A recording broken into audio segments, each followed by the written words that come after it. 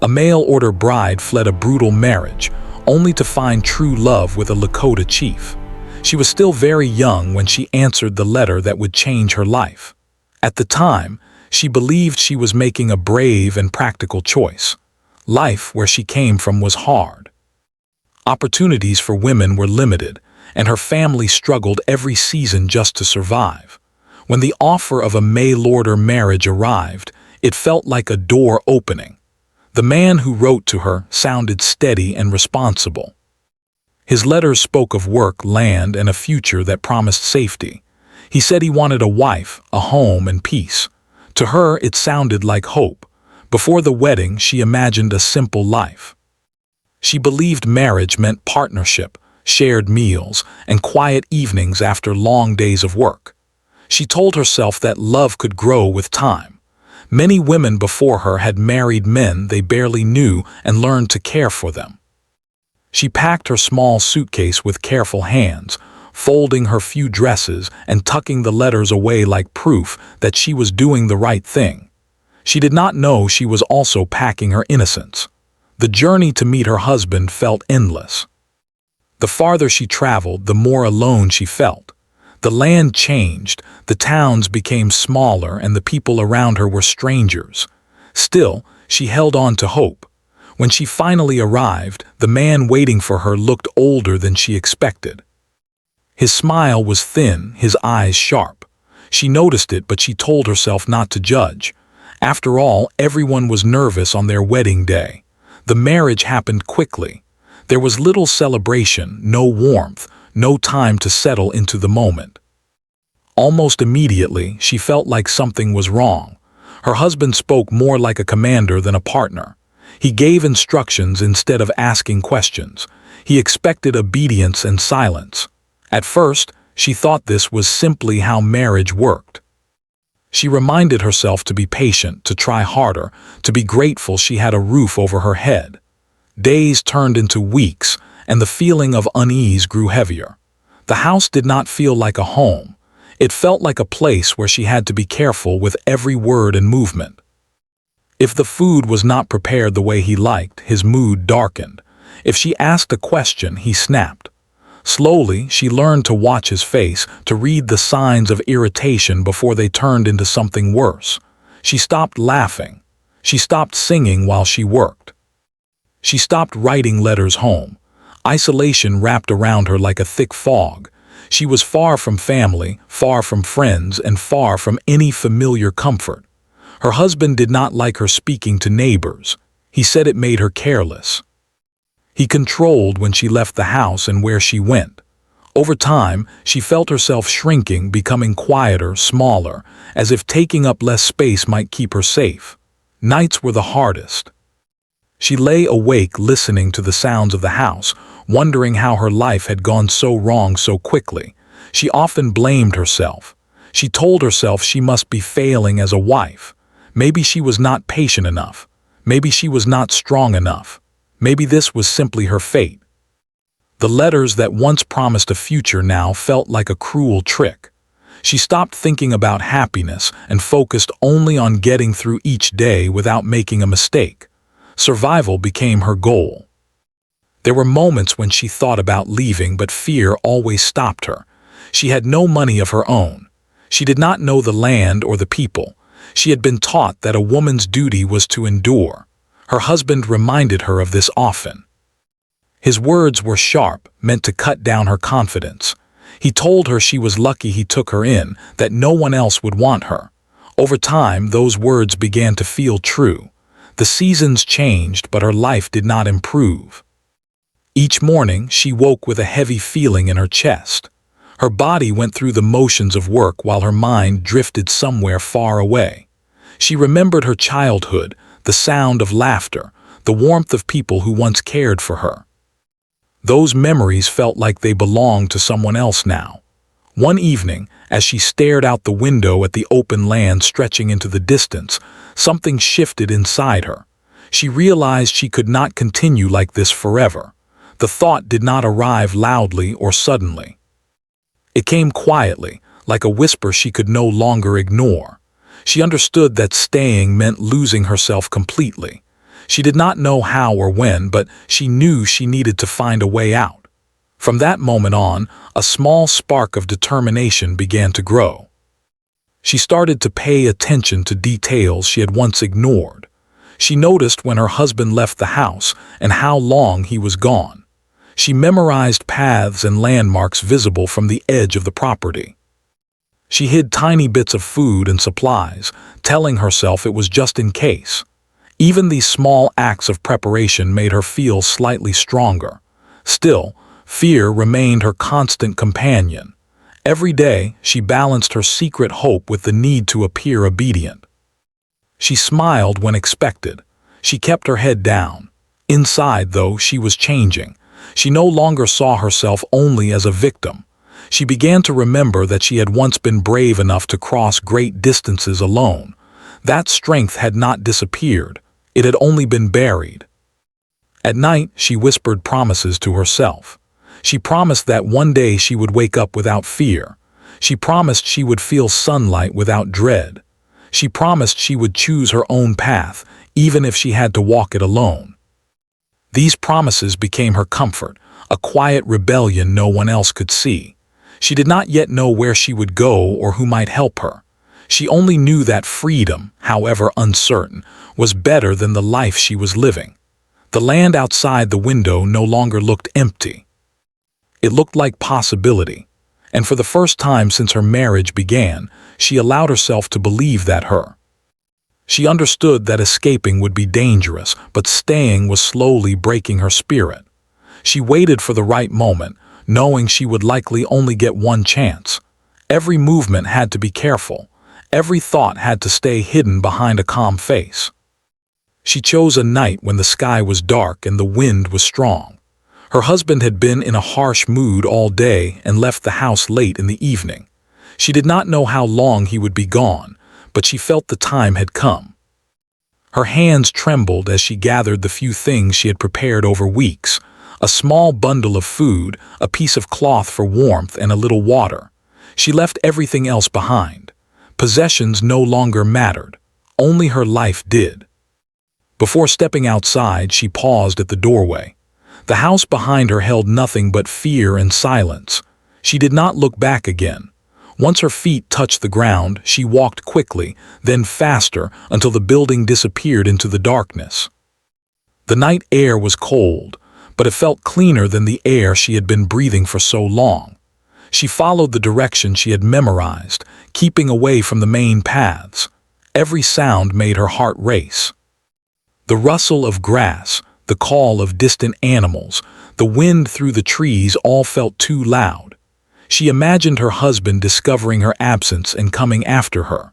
That fear pushed her forward when her legs wanted to stop. Hours passed, though time lost meaning as exhaustion set in. Her feet ached and her body felt heavy, but she refused to rest for long. She knew that distance was her only protection. When dawn finally arrived, she hid among tall grass, waiting for the light to grow stronger.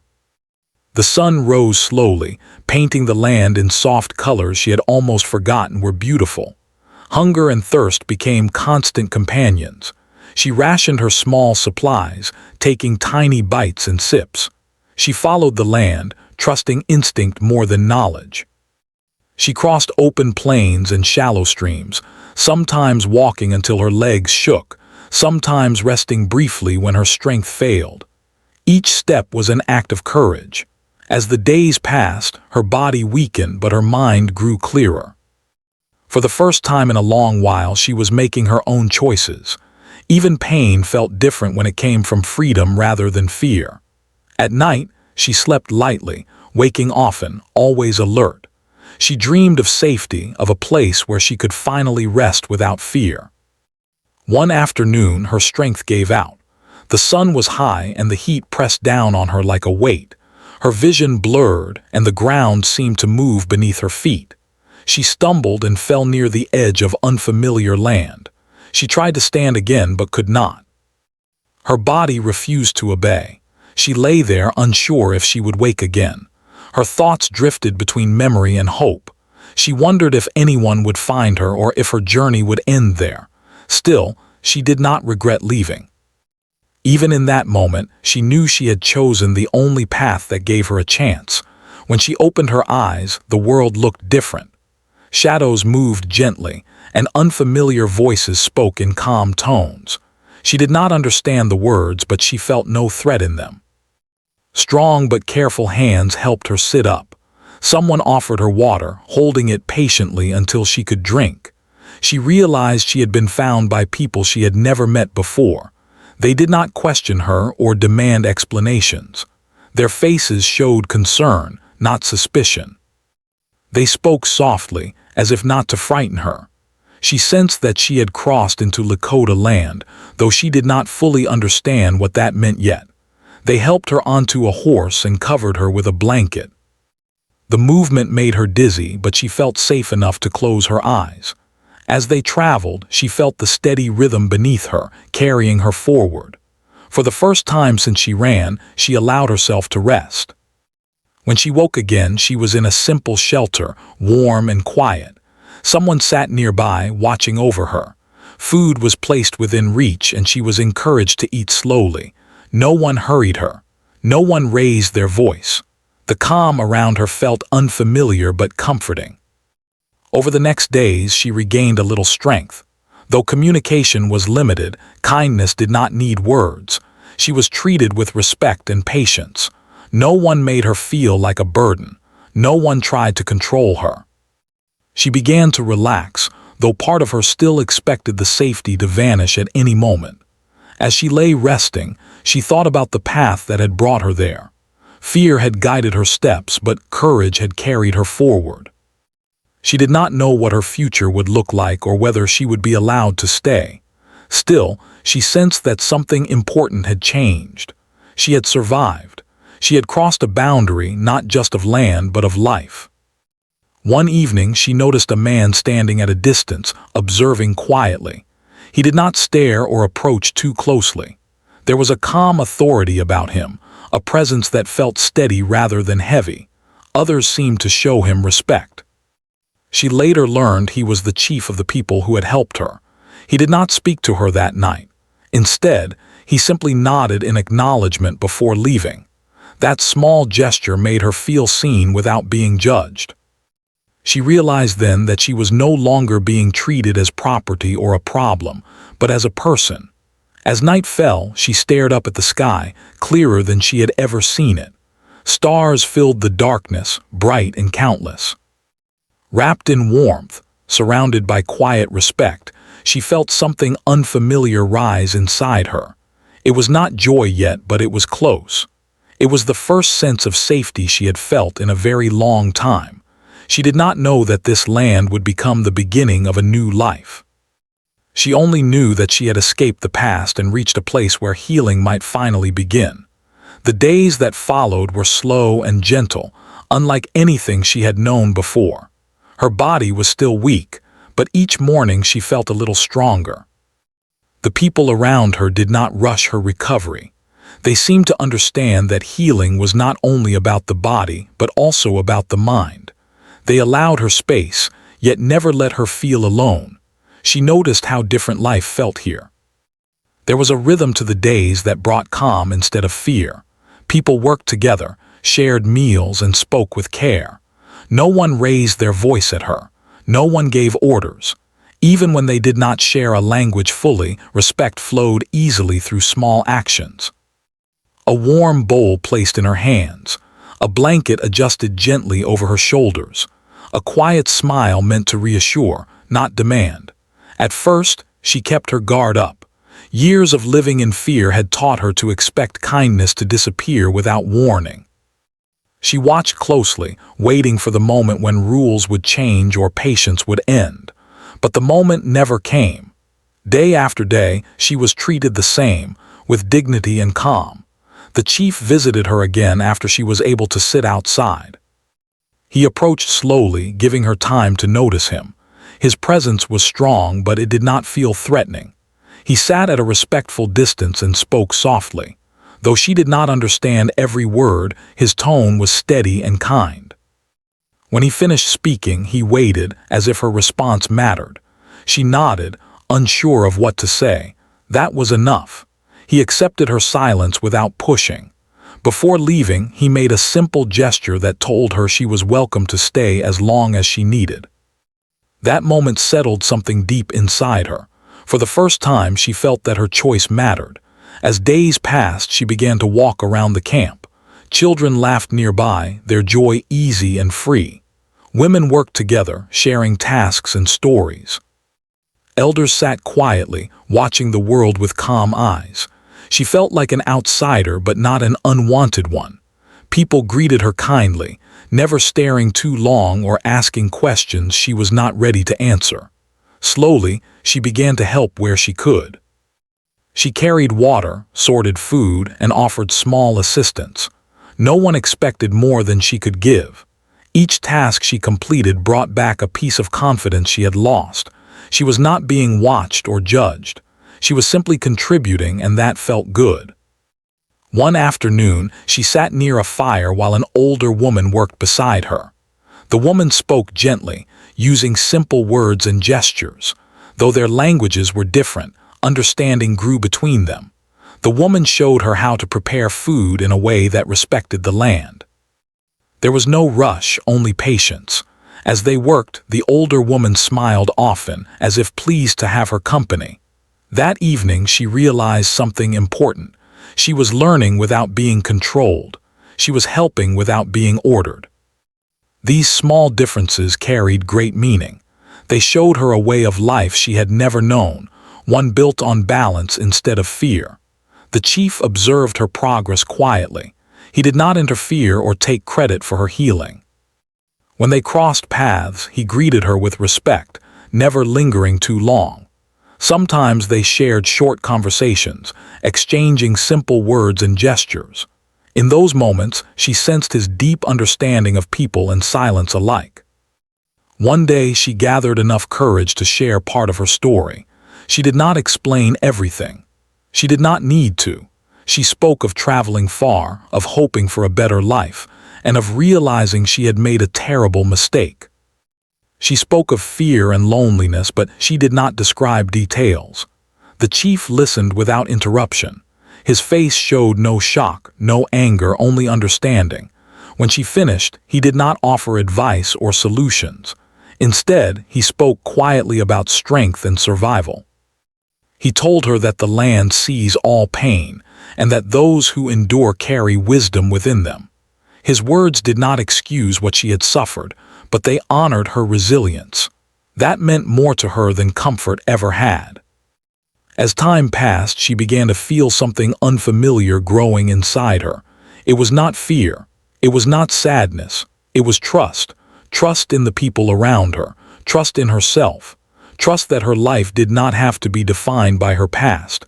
She started to sleep more deeply. Nightmares visited less often. When they did come, she woke to the quiet sounds of the camp and reminded herself where she was. The safety around her felt real now, not temporary. Each sunrise strengthened that belief. Her connection with the chief grew naturally. They spent time together walking the land, sharing simple meals and speaking when words were needed. He treated her as an equal, never as someone he owned or controlled. If she disagreed or remained silent, he respected it. That respect slowly opened her heart. She noticed how he led his people. He listened more than he spoke. He guided without forcing. Decisions were shared, not demanded. Watching him helped her understand what true strength looked like. It was calm, steady, and rooted in care for others. One evening, as the sun dipped low, they sat quietly watching the sky change colors. No words were spoken for a long time. In that silence, she felt something settle between them. It was not sudden or overwhelming. It was gentle and warm, like the slow return of feeling to a limb long gone numb. She realized she no longer felt invisible. She no longer felt like a burden.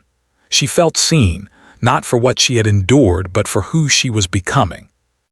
That realization brought tears she did not hide. The chief noticed but did not react. He simply stayed, allowing her to feel without shame. As weeks turned into months, she became part of the community. Not fully, perhaps, but enough to feel she belonged. She learned more of their ways and shared parts of herself in return. Laughter returned to her voice. Strength returned to her steps. Hope returned to her heart.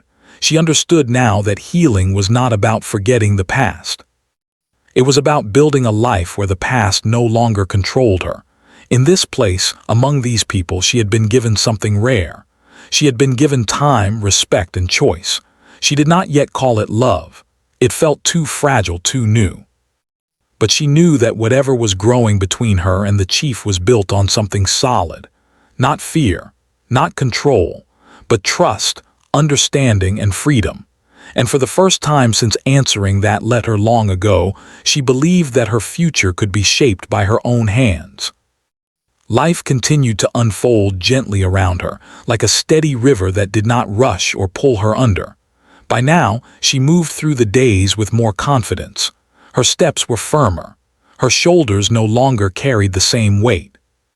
The fear that once lived inside her had not vanished completely, but it no longer ruled her thoughts. She had learned many small things from the people around her. How to prepare food using what the land provided. How to listen carefully before speaking. How to notice the wind, the sky, and the quiet signs of change in nature. These lessons were never forced on her. They were shared naturally, through example and patience. The women of the community treated her like a sister. They did not question her past or ask her to explain herself. They laughed with her, worked beside her, and accepted her presence without condition. Sometimes they spoke in words she did not fully understand, but meaning came through smiles, gestures, and tone. For the first time, she felt part of something larger than her own survival. She also learned to trust her own voice again. At first, she spoke little, afraid of saying the wrong thing. But slowly, she realized that her thoughts mattered here. When she offered an idea or shared an opinion, people listened. No one dismissed her or used her words against her. That simple act of being heard healed something deep inside her. Her connection with the chief deepened as well, though neither of them rushed it. Their bond grew in quiet moments rather than grand gestures. They walked together often, speaking about the land, the people, and the responsibilities he carried. He never pretended his role was easy. He spoke honestly about leadership, about the need to protect without controlling and to guide without fear. She admired him not because of his position, but because of how he treated others. He noticed those who were struggling. He offered help without pride. He carried strength without hardness. Watching him taught her that power could exist without cruelty and authority could come with kindness. There were moments when her past tried to reach her again. A loud sound, a sharp tone spoken by someone else. A sudden memory that pulled her back into fear. When that happened, she withdrew, unsure how to explain what she felt. Each time, the people around her responded with patience. No one mocked her fear. No one told her to be stronger. They simply gave her space and time. One evening, as the community gathered near the fire, she felt overwhelmed by the closeness of people. Her breath became shallow and her hands shook. She stepped away quietly, afraid of drawing attention.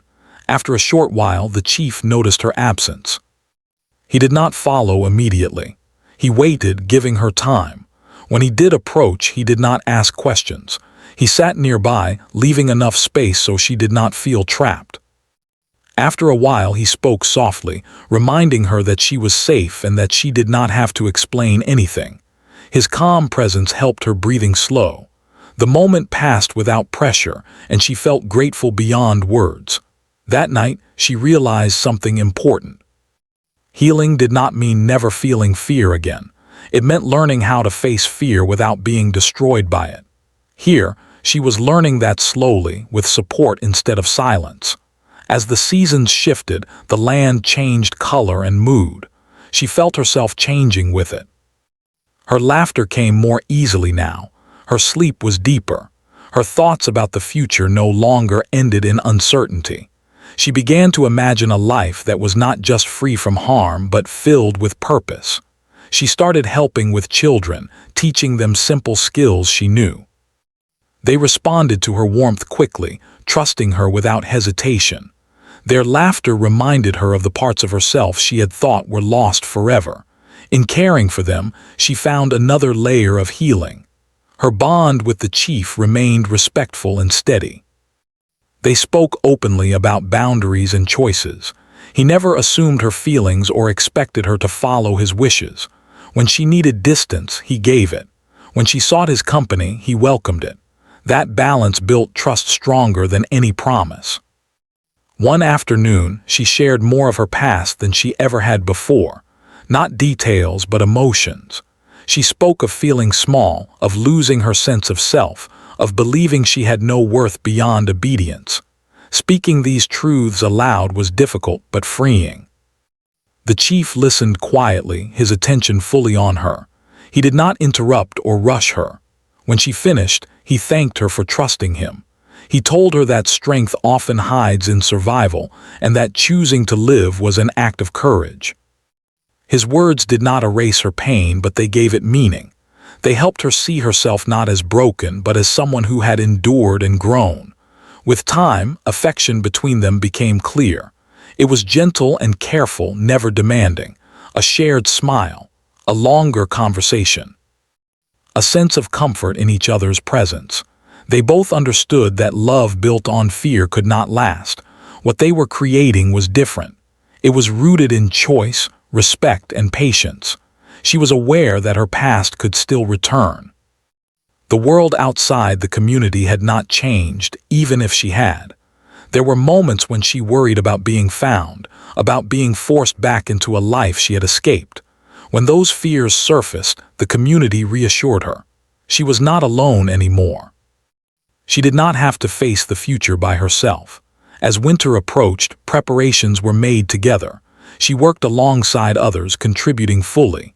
No one treated her as fragile or incapable. That trust strengthened her sense of belonging. She was no longer just a guest. She was part of the rhythm of life here. One quiet evening, wrapped in warmth and watching the fire fade into embers, she reflected on her journey. She thought of the woman who had answered that letter long ago, full of hope and fear. She wished she could reach back and tell her that survival was possible, that kindness existed, and that love did not have to hurt. She understood now that true love did not demand silence or submission. It offered safety. It allowed growth. It honored choice. What she had found here was not a rescue, but a partnership built slowly, honestly, and freely. As she looked ahead, she did not see a perfect future. She saw challenges, responsibilities, and moments of doubt, but she also saw strength within herself and support around her. For the first time, she felt ready to choose her life, not out of desperation, but out of hope. And that made all the difference. The final change in her life did not come with noise or sudden drama. It came quietly, like everything else that truly mattered. By now, she had learned that the strongest moments were often the calmest ones. She was no longer the frightened woman who had fled into the dark with nothing but fear pushing her forward. She was someone who had rebuilt herself, step by step, choice by choice. One morning, news reached the community that someone from her past had been asking questions in nearby towns. The message was unclear, but it was enough to awaken old fears. Her heart tightened, and memories she had worked so hard to quiet stirred again. For a brief moment, she wondered if she would always be running, if peace could ever truly last. She did not hide this fear. That alone showed how far she had come. She spoke openly with the chief and with a few trusted elders. She did not ask them to fix her problems or fight her battles. She simply shared the truth of what she felt. They listened carefully and discussed the situation together. No one panicked. No one made decisions without her. The chief made one thing clear. She would never be forced to stay or to leave. The choice was hers alone. If she wished to go somewhere safer, the community would help her prepare. If she wished to stay, she would not stand alone. That assurance settled her racing thoughts more than any promise of protection could have. For several days, she reflected deeply. She walked the land, watched the sky, and listened to her own heart. She realized that fear no longer owned her. It was present, yes, but it did not control her choices. She had learned to tell the difference between danger and memory. That understanding gave her strength. In the end, she chose to stay, not because she had nowhere else to go, but because this place had become her home. She had built a life here based on respect and trust. She would not abandon it out of fear. Making that choice felt like claiming her future with both hands. The community respected her decision. Practical steps were taken quietly, without drawing attention. Life continued, steady and calm. Days passed, and the threat from her past slowly faded into silence. Whether it ended or simply moved on, she did not know. What mattered was that she had faced it without losing herself. As time went on, her bond with the chief grew into something clear and steady. There was no sudden declaration or dramatic moment. They spoke honestly about their feelings, their responsibilities, and their hopes. They understood that love did not erase the past, but it could grow alongside it. When they chose to join their lives, it was done with care and respect. The decision was shared with the community, not as an announcement of ownership, but as a celebration of partnership. She stood beside him, not behind him. She was not there because she needed saving, but because she wanted to be there. The ceremony was simple and meaningful. There was no display meant to impress outsiders. It reflected the values she had come to cherish: honesty, balance, and choice. As she looked around at the faces of the people who had become her family, she felt a deep sense of peace. This life had been chosen, not forced. Marriage, she learned, could be gentle. It could be patient. It could allow space for growth. The chief never tried to change who she was. He supported her interests, listened to her thoughts, and valued her opinions.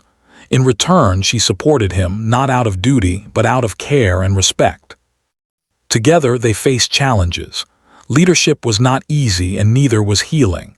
There were days when old fears returned, when doubts crept in quietly. But now, those moments were met with conversation, not silence, with understanding, not control.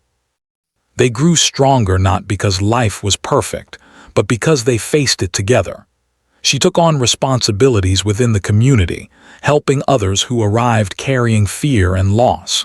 She did not tell them what to do or who to become. She simply showed them through her actions that healing was possible. Her presence became a quiet source of strength for many. Children looked up to her. Women trusted her. Elders respected her journey. She was no longer defined by where she came from or what she had endured. She was defined by how she lived now, with kindness, courage, and choice. Sometimes at night, she would sit beneath the stars and think about her journey. She remembered the fear, the pain, and the loneliness. She did not erase those memories because they reminded her of how far she had come. They made her grateful for the present she had built. She understood now that true love did not arrive as a rescue. It arrived as a partnership. It did not silence her voice. It helped her find it. It did not demand sacrifice of self. It encouraged growth. Her story was not just about escape. It was about becoming whole again, about learning that dignity is not given by another person but protected within oneself, about discovering that strength can exist alongside softness. As years passed, her life became a quiet example of resilience, not dramatic, not perfect, but honest and deeply lived. She had learned that freedom was not just leaving a place of harm. It was choosing every day to live with respect, courage, and love. And in that choice, she finally found the peace she had been searching for all along.